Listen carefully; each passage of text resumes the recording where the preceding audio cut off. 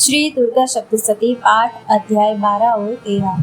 देवी बोली, हे देवताओं, जो पुरुष इन स्तोत्रों द्वारा एकाग्रचित होकर मेरी स्तुति करेगा उसके संपूर्ण कष्टों को निसंदेह हर लूंगी।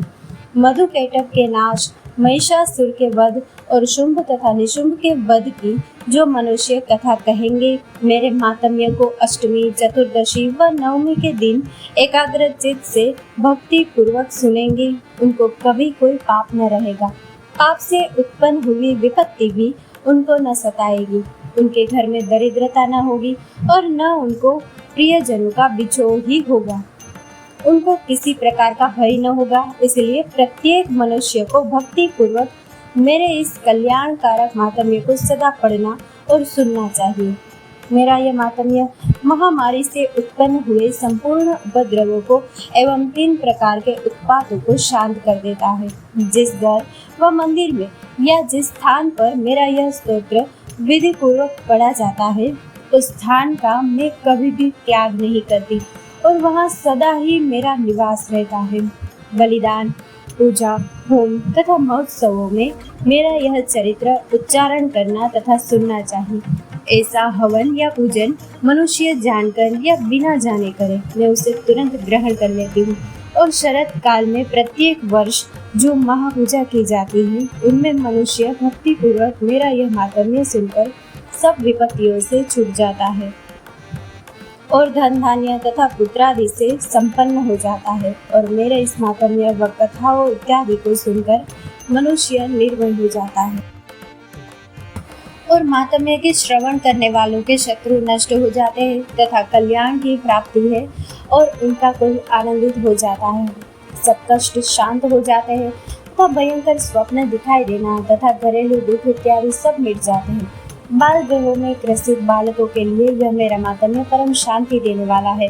मनुष्यों में फूट पड़ने पर यह भली भांति मित्रता करवाने वाला है। मेरा यह मातम्य मनुष्यों को मेरे जैसी सामर्थ्य की प्राप्ति करवाने वाला है। पशु, पुष्प, अर्घ्य, धूप, गंध, दीपक इत्यादि सामग्रियों द्वारा पूजन करने से ब्राह्मण को भोजन करा के हवन करके प्रतिदिन अभिषेक करके नाना प्रकार के भोगों को अर्पण करके और प्रत्येक वर्ष दान इत्यादि करके जो मेरी आराधना की जाती है और उसमें मैं जैसी प्रसन्न हो जाती हूँ, वैसी प्रसन्न मैं इस चरित्र के सुनने से हो जाती हूँ। यह मातम्य श्रवण करने पर पापों को हर लेता है तथा आरोग्य प्रदान करता है। मेरे प्रादुर्भाव का कीर्तन दुष्ट प्राणियों से रक्षा करने वाला है। युद्ध में दुष्ट दैत्यों का संहार करने वाला है। इसके सुनने से मनुष्य को शत्रुओं का भय नहीं रहता। हे देवताओं, तुमने जो मेरी स्तुति की है अथवा ब्रह्मा जी ने जो मेरी स्तुति की है, वह मनुष्यों को कल्याणमयी बुद्धि प्रदान करने वाली है। वन में सुने मार्ग में अथवा दावानल से घिर जाने पर, वन में चोरों से घिरा हुआ या शत्रुओं द्वारा पकड़ा हुआ, जंगल में सिंहों से, व्याघ्रों से या जंगली हाथियों द्वारा पीछा किया हुआ, राजा के क्रुद्ध हो जाने पर, मारे जाने के भय से, समुद्र में नाव के डगमगाने पर, भयंकर युद्ध में फंसा होने पर, किसी भी प्रकार की पीड़ा से पीड़ित, घोर बाधाओं से दुखी हुआ मनुष्य मेरे इस चरित्र को स्मरण करने से संकट से मुक्त हो जाता है। मेरे प्रभाव से सिंह, चोर या शत्रु इत्यादि दूर भाग जाते हैं और पास नहीं आते। महर्षि ने कहा, प्रचंड पराक्रम वाली भगवती चंडिका यूँ कहने के पश्चात सब देवताओं के देखते ही देखते अंतर्ध्यान हो गई और संपूर्ण देवता अपने शत्रुओं के मारे जाने पर पहले की तरह यज्ञ भाग का उपभोग करने लगे और उनको अपने अधिकार फिर से प्राप्त हो गए तथा युद्ध में देवताओं के शत्रुओं शुंभ व निशुंभ के देवी के हाथों मारे जाने पर बाकी बचे हुए राक्षस पाताल को चले गए। हे राजन, इस प्रकार भगवती अंबिका नित्य होती हुई भी बार बार प्रकट होकर इस जगत का पालन करती है, इसको मोहित करती है, जन्म देती है और प्रार्थना करने पर समृद्धि प्रदान करती है। हे राजन, भगवती ही महाप्रलय के समय महामारी का रूप धारण करती है और वही संपूर्ण ब्रह्मांड में व्याप्त है और वही भगवती समय समय पर महाकाली तथा महामारी का रूप बनाती है और स्वयं अजन्मा होती हुई भी सृष्टि के रूप में प्रकट होती है।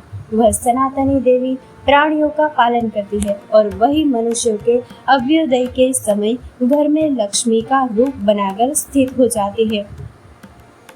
तथा अभाव के समय दरिद्रता बनकर विनाश का कारण बन जाती है। पुष्प, धूप और गंध आदि से पूजन करके उसकी स्तुति करने से वह धन एवं पुत्र देती है और धर्म में शुभ बुद्धि प्रदान करती है। महर्षि मेधा ने कहा, हे राजन, इस प्रकार देवी के उत्तम मातम्य का वर्णन मैंने तुमको सुनाया। जगत को धारण करने वाली इस देवी का ऐसा ही प्रभाव है। वही देवी ज्ञान को देने वाली है और भगवान विष्णु की इस माया के प्रभाव से तुम और यह वैश्य तथा अन्य विवेकी जन मोहित होते हैं और भविष्य में मोहित होंगे।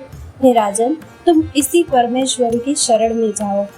यही भगवती आराधना करने पर मनुष्य को भोग, स्वर्ग तथा मोक्ष प्रदान करती है। मार्कंडेय जी ने कहा, महर्षि मेधा की यह बात सुनकर राजा सुरथ ने उन उग्र व्रत वाले ऋषि को प्रणाम किया और राज्य के छीन जाने के कारण उसके मन में अत्यंत ग्लानि हुई और वह राजा तथा वैश्य तपस्या के लिए वन को चले गए और नदी के तट पर आसन लगाकर भगवती के दर्शनों के लिए तपस्या करने लगे।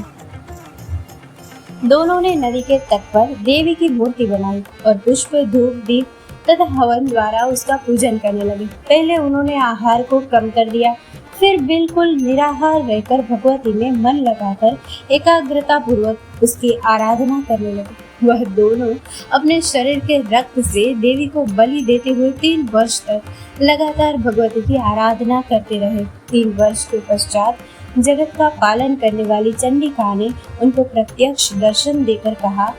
देवी बोली, हे राजन तथा अपने कुल को प्रसन्न करने वाले वैश्य, तुम जिस वर की इच्छा रखते हो वह मुझसे मांगो। वह वर मैं तुमको दूंगी क्योंकि मैं तुम पर अत्यंत प्रसन्न हूँ। मार्कंडेय जी कहते हैं, यह सुन राजा ने अगले जन्म में नष्ट न होने वाला अखंड राज्य और इस जन्म में बलपूर्वक अपने शत्रुओं को नष्ट करने के पश्चात अपना पुनः राज्य प्राप्त करने के लिए भगवती से वरदान मांगा। और वैश्य ने भी, जिसका चित्त संसार की ओर से विरक्त हो चुका था, भगवती से अपनी ममता तथा अहंकार रूप आसक्ति को नष्ट कर देने वाले ज्ञान को देने के लिए कहा। देवी ने कहा, हे राजन, तुम शीघ्र ही अपने शत्रुओं को मारकर पुनः अपना राज्य प्राप्त कर लोगे। तुम्हारा राज्य स्थिर रहने वाला होगा। फिर मृत्यु के पश्चात आप सूर्य देव के अंश से जन्म लेकर सावर्णिक मनु के नाम से इस पृथ्वी पर ख्याति को प्राप्त होंगे। हे वैश्य, कुल में श्रेष्ठ, आपने जो मुझसे वर मांगा है वह आपको देती हूँ। आपको मोक्ष को देने वाले ज्ञान की प्राप्ति होगी। मार्कंडेय जी कहते हैं, इस प्रकार उन दोनों को मनोवांछित वर प्रदान कर तथा उनसे अपनी स्तुति सुनकर भगवती अंतर्ध्यान हो गई और इस प्रकार क्षत्रियों में श्रेष्ठ वह राजा सुरथ भगवान सूर्य देव से जन्म लेकर इस पृथ्वी पर सावर्णिक मनु के नाम से विख्यात हुए। इस प्रकार 12वां और 13वां अध्याय पूर्ण हुआ।